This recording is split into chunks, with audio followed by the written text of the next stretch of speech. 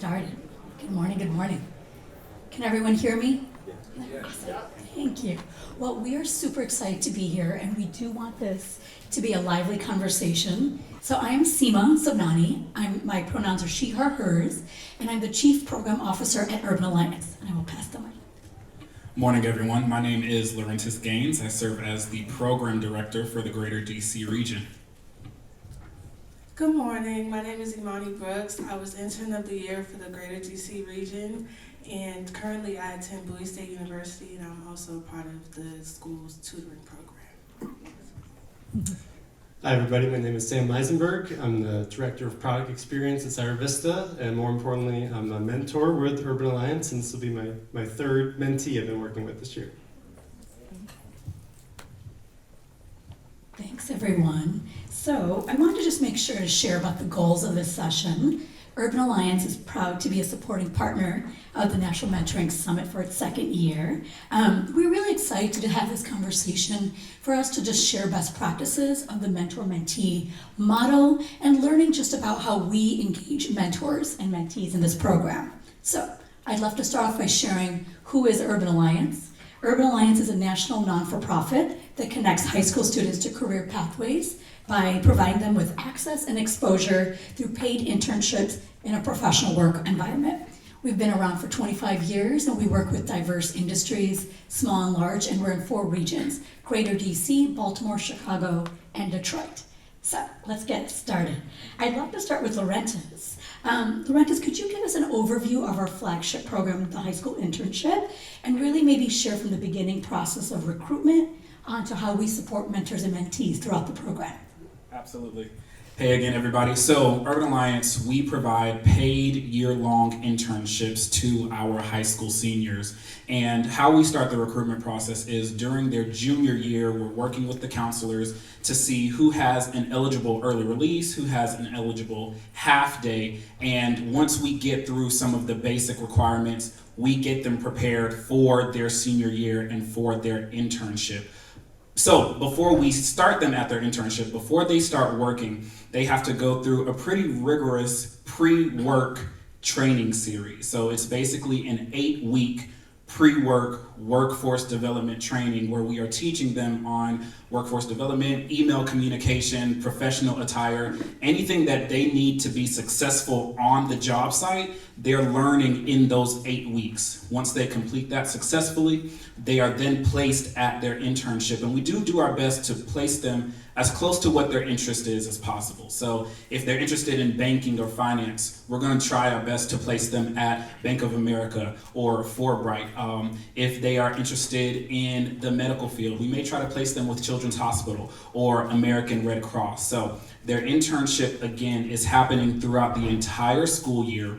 They are working part-time during the school year, again with that early release, that half-day schedule. And then during the summer, they have the opportunity to work full-time. So we want them to get the best of both worlds. They're earning some funds while they are gaining that workforce and that livelihood experience. And then once they complete the program, they then become one of our amazing alumni where they continue to have access to us well beyond their college or well beyond their high school years. Thank you, Laurentis. And so one of our values at Urban Alliance is student first. So I'd love to hear from Imani and just learn a little about what you're doing right now and what your experience was like at Urban Alliance. Okay, so right now, like I said, I actually attend Bowie State University. My major is business administration, and I hope to one day pursue a career in marketing and communications. And so when I started the Urban Alliance internship, I was placed at Power to Decide. And when I was placed at my internship, it was a chance where I actually got to do real work. I wrote blogs that were actually published on the website. I created social media content. I attended department meetings, and it made me feel like more than just an intern. I felt like an actual team member. I felt a part of the team. Appreciate that. And then Sam, your experience as a mentor. We'd love to hear, since you have been a mentor for the past few years, share what has worked well for you as a mentor working with young people and also in the relationship with Cyber Vista and Urban Alliance. Absolutely. So I think the good news is there is actually a lot of like natural alignment between what works for the employer, so at Cyber Vista, and what works for the intern. And actually, Imani, what you said, I think makes a lot of sense from our end too, because the alignment comes from Cyber Vista, like gaining another team member, right? So for example, when we are in meetings, we don't say, this is, Imani, our high school intern. We say, this is Imani, she's on the product team. She's our colleague, she's our coworker. And I think how that manifests is then, as you were describing, getting real assignments with real responsibility, with real deadlines, client facing, and that in turn, at least what I've seen, interns respond really well to that, right? They feel important, they feel valued, they feel like they're part of the team. And then obviously the contribution to the company is they're gaining another team member. So in that way, I think the more authority, autonomy, and responsibility you give to the intern, that's good for them, it's also good for the company. Thanks, Sam.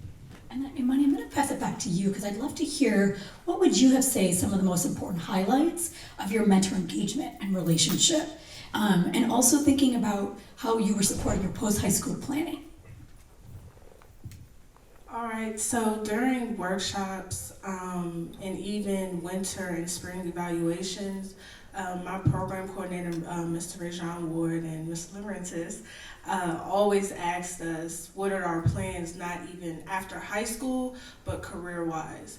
And they did so because Urban Alliance works to support us whether someone decides to go to college, whether someone decides to go to trade school or just go straight into the workforce. Urban Alliance makes sure to support you no matter what, and I really appreciated that.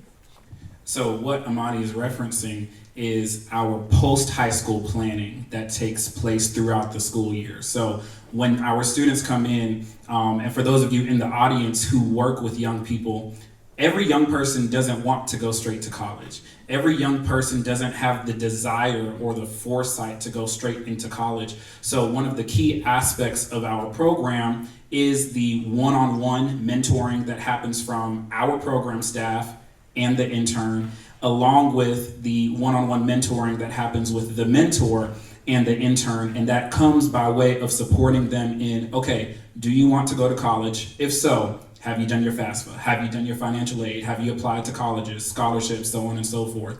If not, if you want to go into the workforce, an apprenticeship, a trade program, we're going to make sure that you have the necessary resources and skill set to be successful in that capacity. So one thing that allows us to really do a deep dive into the young person's life is connecting with them one-on-one throughout the program year. So it's not just at the top of the program year and then at the end. No, we're meeting with them throughout the school year to check their progress, to see how they're doing in whatever that goal or aspiration is that they've shared with us. I appreciate it. Thank you.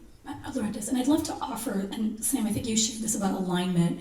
One of the things that Urban Alliance has really increased on is mentor resources. So this current year, we've been using a learning management system to just add in not only just youth development practices, but also sample work plans that we know some of the employers were asking, like, hey, what does this look like? What could this look like in my field? So how can we support mentors throughout their mentorship as well? I'm going to throw this to Sam. Sam, if you could share, how do you go about, or what would you say are some of the best practices or lessons when it comes to evolving the mentorship? Absolutely, yeah. Well, number one, use the resources available. They're incredibly helpful. But I do think sort of setting it up and framing the internship is really important. So, for example, something that I do, not just with my interns, but any sort of buddy who works for me or my team, I start every meeting the same way. I'm like, look, we need to get 1 out of 3 things. Number one, you get something out of it, okay? If that doesn't happen, that's fine. I need something out of it. You're working for me and the company, we need to do that.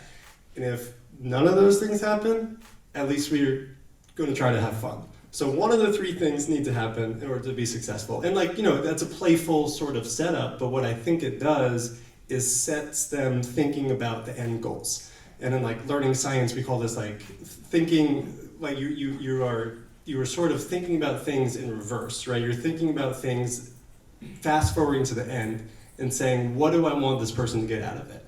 So I actually asked that question. At the end of the internship, what do you want to get out of it? What are the skills, knowledge, abilities, interests that you want to explore? And then basically we sort of force that by saying, make a list of the things that you want to get out, and then we, speaking of alignment, sort of figure out what tasks or jobs or responsibilities that will help that person and that young person sort of, figure those things out and get there. And I really do think sort of forcing them to think about the end goal right at the beginning is the best way to frame the entire thing, and sort of helps people figure out, okay, this is my goal, this is what I'm going to work towards, this is why I'm doing this, and it really does help, like I said, frame the whole thing, get people motivated and excited and engaged throughout their program. We know in terms of working in youth development, our best practices in youth development is making sure that we're building their confidence. So one of the things when it comes to communication, it's not just about the tangible items of that email, but it's that connection that I feel confident in this work site to be able to connect with other people, just to learn, even if that's not their pathway that they choose. So that's something to definitely share. And Laurentiis, I'd love to kind of throw it back to you. Can you share a little more about that mentor-student and job partner relationship and how it's strengthened throughout the process, and how do you facilitate that process? Yeah, absolutely.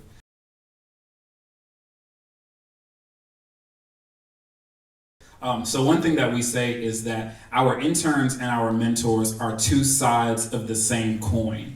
We have no internship program without our young people, and then we also don't have an internship program without the amazing mentors. So we are very intentional and strategic about not just supporting the interns, but supporting the mentors in their professional development or in their relationship building, because sometimes mentors, this is their first time working with a young person, right? Sometimes this is the intern who we serve our population serves children of color. So in that sense, we are not only prepping the student for a new environment, but sometimes we're prepping the mentor for a new environment and a new relationship. So in order to make sure both are as successful as possible, we have mentor orientations that gives them an idea of who the young person is, where they're coming from, their background, their experiences.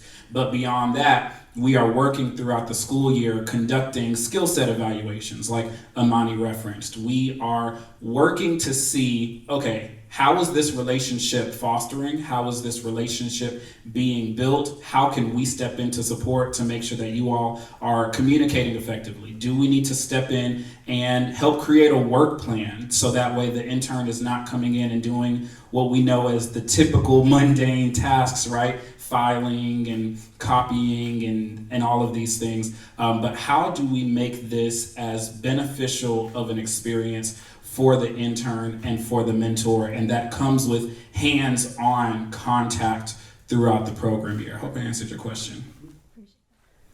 So for my internship, I started to feel more comfortable when I got closer with my mentors.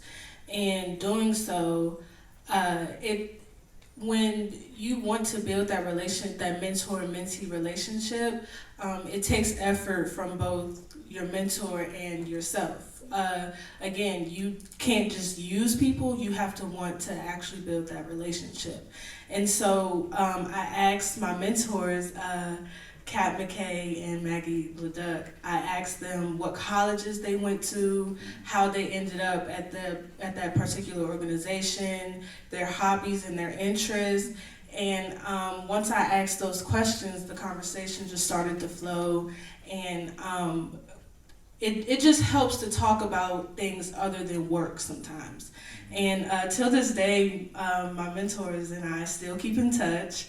And I think that's a great result of building that working relationship during the internship and still following through. I want to emphasize that once your internship ends, your communication with your mentor does not have to end.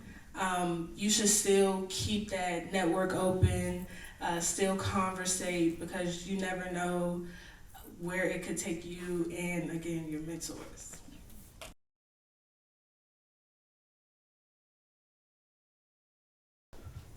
So I was sitting here thinking about some of our different pathways, some of our different types of internships. So again, you have students that are interested in the collegiate track, those who are interested in an apprenticeship, the workforce, some who desire to take a gap year and then maybe go to school. So I think it's really important in learning that young person's interests, their goals and their aspirations, because that will help you align your support and your guidance for them. So for example, we have some young students who are in our property management pathway program. Those are the students who may not want to go straight to college, or they want to go straight into the workforce. So we're doing our best to align them with the leasing track. We're doing our best to align them with the maintenance track. So it all goes back to learning who they are, learning how to best support them, provide that guidance, and beyond high school, how am I going to set you up for success? Is that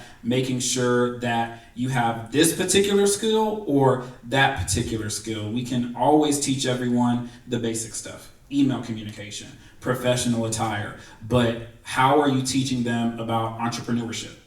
How are you teaching them about self-advocacy? How are you teaching them about the skill of networking, which, Amani, it sounds like you have that down packed, okay? You need to be teaching us and the rest of our students on that. How do you build those relationships? I can say for myself, I'm still connected with mentors 10 and 15 years ago because I was intentional about not just trying to get something out of it, but building something long-lasting. Thank you. And to that point, I also want to mention that this internship has caused me to continue to network even in college. I've actually connected with one of my professors, and I feel like it's because of this internship. Before my internship, I was a little more timid, and now I'm open to talking to people. I want to get to know people, especially people that have great careers and have made it so far, and I want to know how they got there. Yeah, I think I think I'm gonna repeat a little bit, just because it's best practices are not that complicated, in the sense that you just find things that can work, and you kind of just can keep doing those things. But I want to pull a thread that you had mentioned about helping them honing some skills, and I would say 100% all the skills they're interested in, those are one you got to focus on, but even the ones that they're not. But we know, because we have experience in the workforce, that are really important. So, for example, Jaden wants to be in technology and IT. He does not like writing. He does not like writing emails. And, it's a skill that could use some help. And he's sort of like, do I really need to do this? And, we know that writing, it comes up all the time. And it's something that can actually separate you in the technology space from everybody else, all your competition. So one, explaining that and giving the context, and then two, doing stuff that's not fun. Building those skills that are hard to build, that you are not comfortable with, and doing it obviously in a way that they feel empowered and they feel confident, but sort of say, okay, so we just wrote this sentence, before we send it, let's think about it. And then even let's open up, like say you were sending it to somebody else. So the point is like going through these hypothetical exercises in order to build skills as they come up, even if it's not directly aligned with where they want to go. And to that point, like I said, at first, before my internship, I was a little more shy. And when I started my internship, I didn't know that I actually had to create content on TikTok. And so when I found that out, I was like, oh my gosh. But once my mentor explained it to me, and I got in the habit of doing it. Now I love it and I want to continue to do it. So I really feel like you said, though, even those skills that I didn't want to do, I had to do it, and I'm glad that I was forced to do it. Let me add one thing to that. So I do think it's important, if you want to build a skill, like we all know you just got to do it over and over again. So as you said, you sort of got used to it. At first it's even intimidating, but I think it's important, especially with a difficult skill, not to do it just once or twice, but make it part of the routine. And I'm not referring to the like mundane, routines that we all sort of, make fun of the other mentors for giving their mentees the boring work, but really saying, okay, this is something that's important. You did it once, it seemed hard, let's do it again.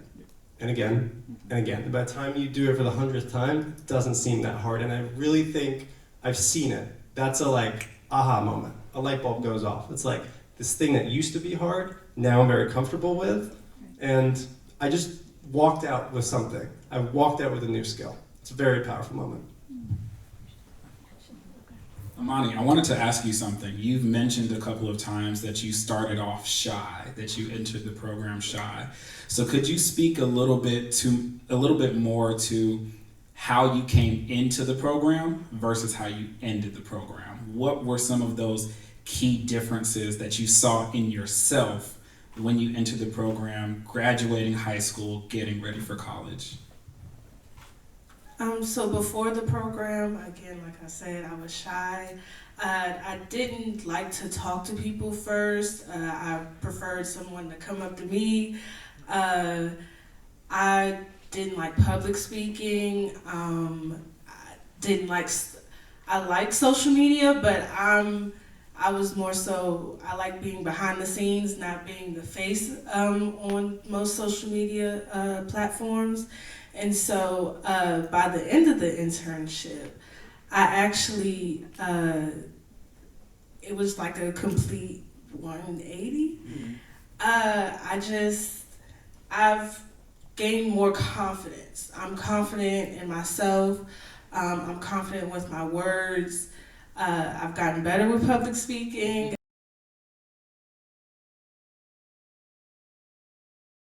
I take the initiative. I talk to people first. I ask what's their name, where are you from, what's your major. Just learning to not be afraid to speak up. That was my biggest problem, and I feel like with this internship, it definitely helped me to get out of my shell and actually step out into the real world and with my head held high.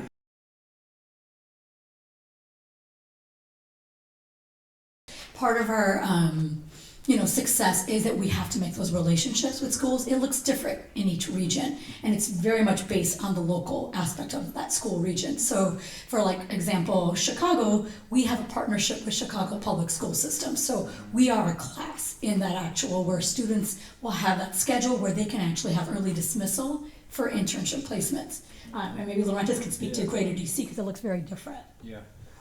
So I literally just heard the word MOU, Memorandum of Understanding. So it's that official partnership with the school system and with the school district to say, hey, your student has to have the eligible early release. They have to have the minimum 2.0, 2.5, whatever your GPA requirement is.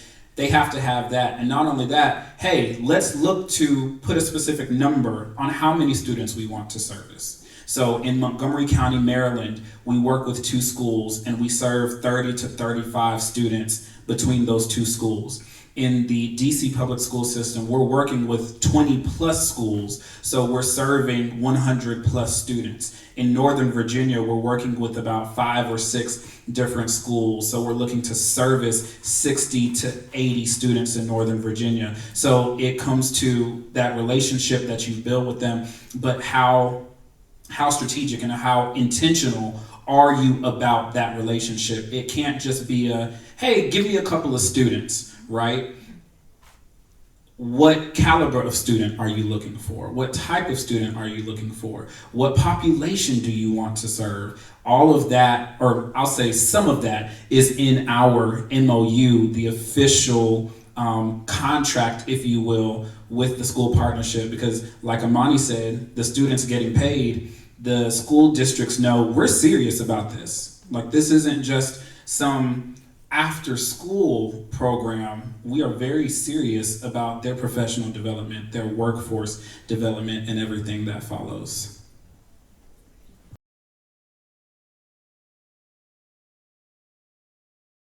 So at the beginning of our internship, we have our mentor orientation. So we are literally walking them through the entire program year, all expectations, all potential challenges, all potential successes, because again, we want to make sure that they are as adept and abreast of anything that may happen. So saying that to say, we share with them, hey, this is a young person who may not have ever worked a day in their life before. So you have to remember they're a high school student. You have to remember they're a senior. You have to remember they are in the process of applying to colleges. Sometimes, majority of our students, the income that they're receiving goes straight to their home. It goes straight to their parents. So we do share with the mentors the expectation of being kind, being gentle with them, but at the same time, holding them accountable and helping them learn, helping them stretch and develop.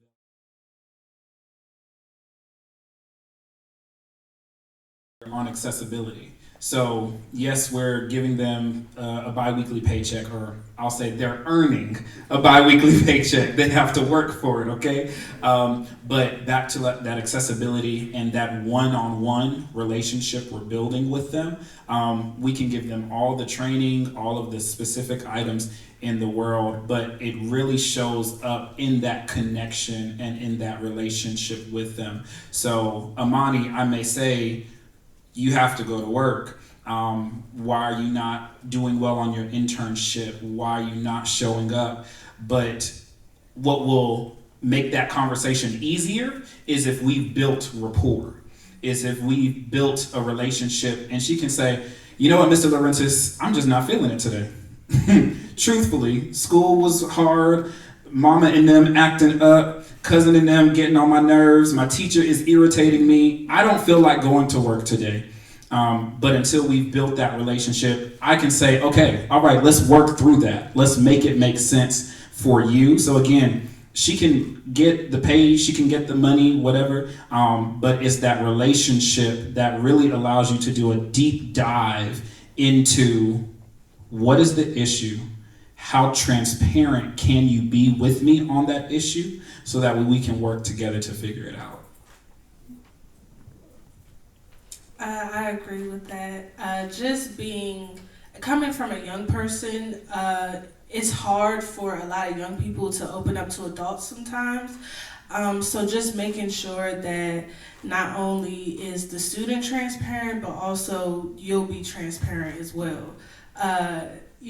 Things really can't be one-sided, and you just have to, in order to build that relationship, you kind of have to not only be have open ears, like be a listening ear, but sometimes you may need to be open with them. And I would say that one thing that we can actually give them, that's not like a tangible thing, well, sort of is like an opportunity for a job. And I'm serious about this because we talked about this earlier, the finding good match, right? So and I keep going back to this example, but it is very relevant, that if you get lucky, it works out really well. We have a perfect match with my intern right now who wants basically a job in a field, and he's actually opting not to go to college, so he's looking basically for a job when he graduates high school. And I basically happen to be in a position where I know a lot of people who are hiring for those jobs. So that is something that's like, the most valuable thing you can walk out with, right? At least trying to give them options, right? Trying to introduce them to people and giving a rec and saying, I think you should invest in this person. He's 18 years old, but he's got some serious talent, some skill. And like, you should think about hiring them, So that's sort of like, again, I'm not saying that'll happen every time, but if the alignment and if the matching is there, that can happen. And obviously that's another really, that's what we're going for. Yeah. He made me think of something. Support guidance, wisdom, and foresight. So like he said, there are some things that you know as an adult, as someone already in the workforce, someone who's experienced life on different levels, right? There are certain things that you can provide them in terms of guidance and in terms of support. So it may be, okay, so you're saying that you go to college, you should probably apply to this scholarship. You've applied to only 2 schools, you probably should apply to a few more, right? So we can definitely provide them that foresight and our own insight based off of just what we know and what we've experienced also. Appreciate that. And I would say definitely for motivation, I think career exposure, right? Even if it was paid or unpaid, though we do always want to pay for our students. I think the most important thing is that we know many of our students are looking for jobs. So one of our biggest things in our recruitment material is, okay, if you're going to look for a job, well, let's make sure we can support you in making sure it's actually a career, that it could be a stepping stone or starting point for your career. So I think that's probably one of the biggest motivations that students join. And it helps when we have alignment with the school as well, right? If they are able to have early dismissal and they can get credit. So this is where on the system side, it helps when everything is kind of connected to support that student to get that experience and credit as well for the work that they're doing.